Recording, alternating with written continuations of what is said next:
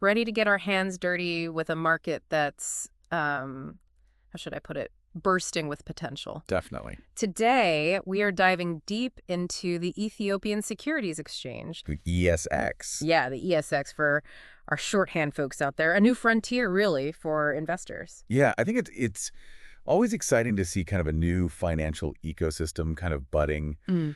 And, to use an analogy, it's a little bit like if we could go back in time and invest in like the early days of like the New York Stock Exchange, Mm. obviously, different time, different place. But The spirit is there. the genesis of the stock market is really exciting. Absolutely. And I think that's what we are going to get into today. This isn't just your, investing 101. This is for people who are ready to really kind of get down into the weeds of the ESX and why it matters. Yeah, I agree. So to kick us off, why should the ESX even be on anyone's radar right now? Well, I mean, it's not just that it's, a new exchange, right? I think the thing that's really noteworthy is that it offers access to an economy that's really sort of rapidly developing, right? Right. And I think with that comes, the potential for, really significant returns because you're getting in, sort of closer to, early on. It's like getting in on the ground floor, as they say. Exactly, yeah. But for those who are totally unfamiliar, what makes this different than, say, investing in,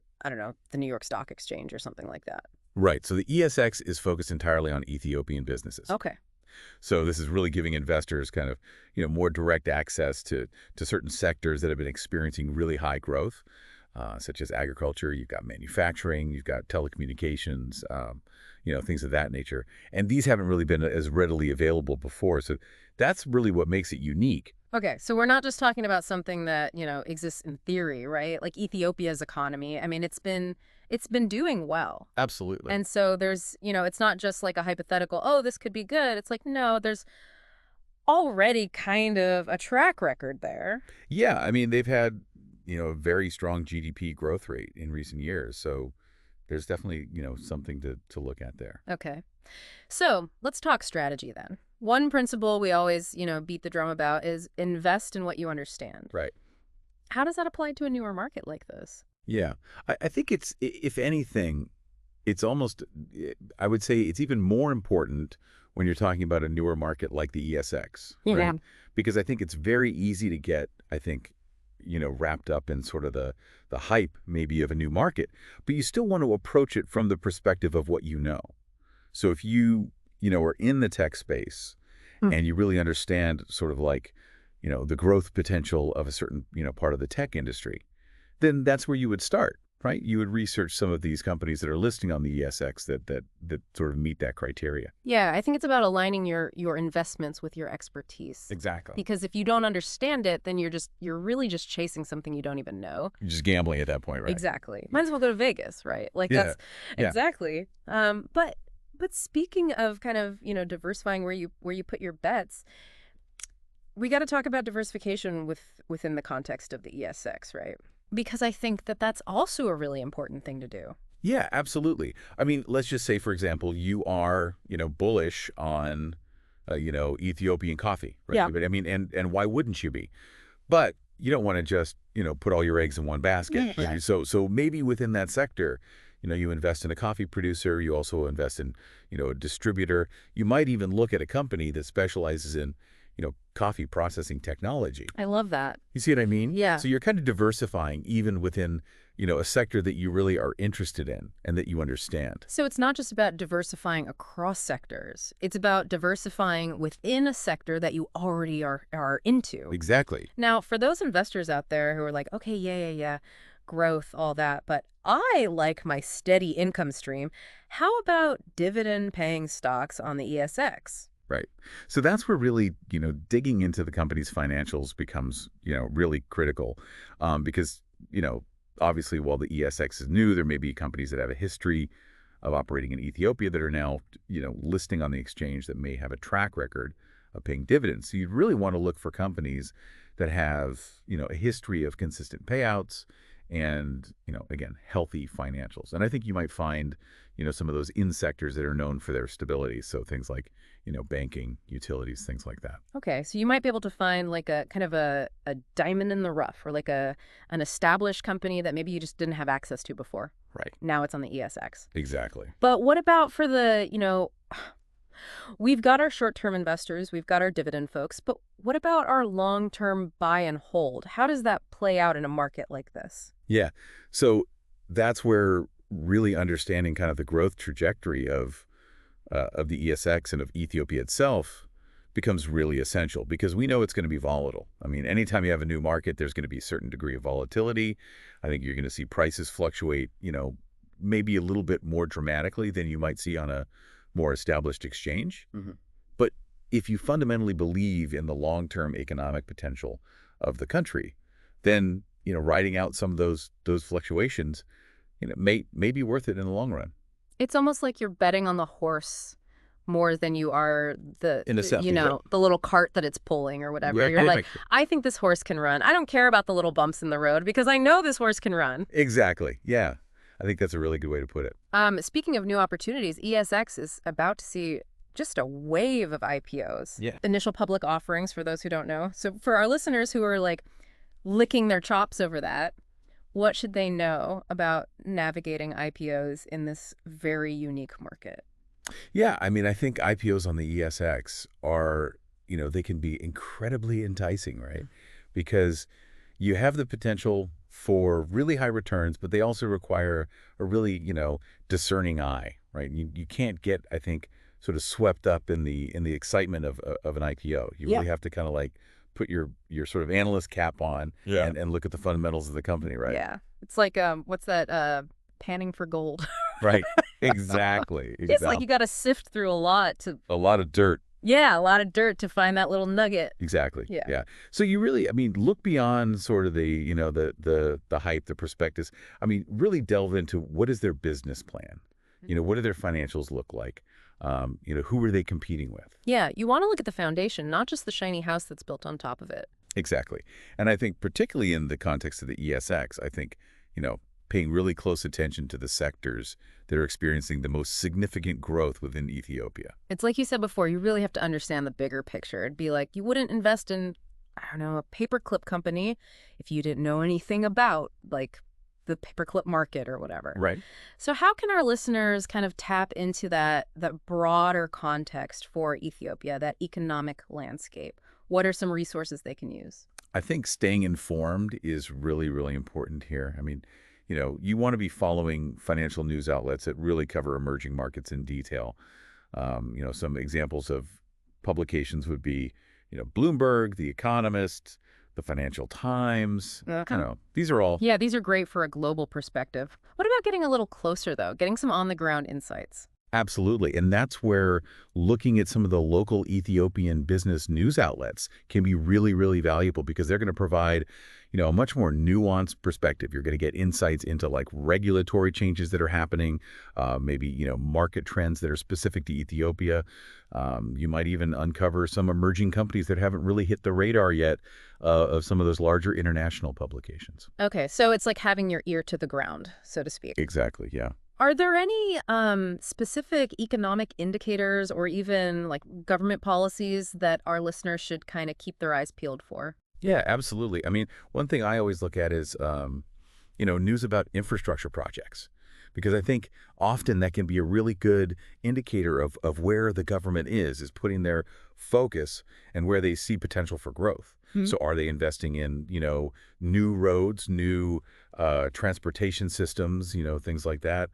I think also keeping an eye on foreign direct investment trends can be really telling as well, right? So, what sectors are attracting, international capital, because that can often, again, be sort of a leading indicator of where there's high potential. It's like connecting the dots, right? You're looking at, okay, what are the big trends happening, and then how does that actually translate down to these individual companies that are doing business in Ethiopia? Exactly. But let's be real for a second. It can't all be, sunshine and rainbows. I mean, like every investment has its risks. Right. So let's talk about some of the unique risks that might be associated with a newer market like this one. Yeah. I mean, I think, the first thing to just acknowledge is that volatility is just part and parcel of any emerging market, right? Okay. And the ESX is no exception to that. So you're going to see, I think, the potential for prices to fluctuate more dramatically than you might see on a more established exchange. Okay, so that could be a little bit, unsettling, I guess, for some investors. But isn't that kind of where that diversification comes in? It is, yeah, exactly. That's why we stress the importance of really spreading your investments across a number of different companies, Yeah. even within the same sector, right? So that if one company faces a setback, the impact on your overall portfolio is minimized. Right, you're not putting all your eggs in one basket, as they say. What about company-specific risks? I mean, how can people kind of get a handle on those potential pitfalls? Yeah. I mean, I think this is where, due diligence, I think, is just non-negotiable. Mhm. You have to, before investing in any company, scrutinize their financials, right? Right. Look at their revenue growth. Are they actually, growing their top line? What are their profitability margins looking like? How much debt are they carrying? Get a sense of the management team as well. Are these experienced operators? Do they have a track record of success? Those are all things that you really want to factor in. So it's really about looking beyond the initial excitement, like, oh, this company sounds cool, and actually understanding the business. Exactly. Yeah, you really, really want to understand what you're buying into. Now, we've talked about, volatility, company-specific risks, but what about just the overall liquidity risk of the ESX? Because it's new. Right. And that's an important consideration, I think, especially in a newer market, right? Because liquidity really refers to, how easily can you buy or sell shares without, drastically impacting the price. Well, okay. So, because the ESX is still, kind of finding its footing, so to speak, Yeah. You may find that trading volumes are lower compared to some of the more established exchanges. So that could mean that it might take you a little bit longer to buy or sell without causing these huge price swings. Precisely. Yeah. Yeah. And while there aren't any specific regulations, limiting, trading on the ESX, it's just something to be mindful of, especially if you anticipate needing kind of quick access to your investments. Right. Patience is kind of the name of the game when you're... It can be, yeah, definitely in a market like this. Yeah. Now, last but not least, what about regulatory changes? I mean, Ethiopia's financial landscape, it's still kind of a work in progress, right? It is. It's evolving. Absolutely. So could that pose any risks for investors? Absolutely. I mean, regulatory changes are always, a possibility, especially I think in emerging markets. So it's the Ethiopian government could introduce, new rules related to foreign investment. They could change, capital gains taxes. They could even, tweak the listing requirements on the ESX itself. So it's not just about kind of getting in and seeing what happens. It's about staying informed because the rules of the game, so to speak, could change. Exactly. And I think that's where, again, doing your research, staying informed. And I think, if you're ever unsure, remember that there are financial advisors out there who can provide, much more personalized guidance, tailored to your investment goals and risk tolerance. Yeah, it's almost like, hiring a guide when you're trekking through, uncharted territory. Right, exactly. So you're not just out there on your own. Now let's get down to brass tacks. How can people actually get started? What are the practical steps to invest in the ESX? Okay. So really the most kind of, important initial step is finding a brokerage firm that actually offers access to the ESX. Okay. Because not all of them do. I mean, this is still a relatively new market. So, you need to do a little bit of research to find one that actually allows you to trade securities on the ESX. And then from there, the next step is really just opening an account with them, which is, usually a pretty straightforward process. So you've got your ESX brokerage account all set up. What's next? Well, now the real fun begins. It's time to Yes. actually build that ESX portfolio.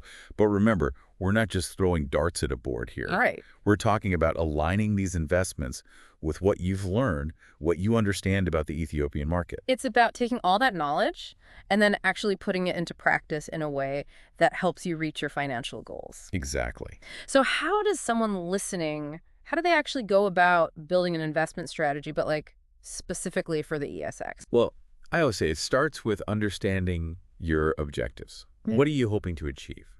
Are you looking for those quick short-term gains? Or are you playing the long game?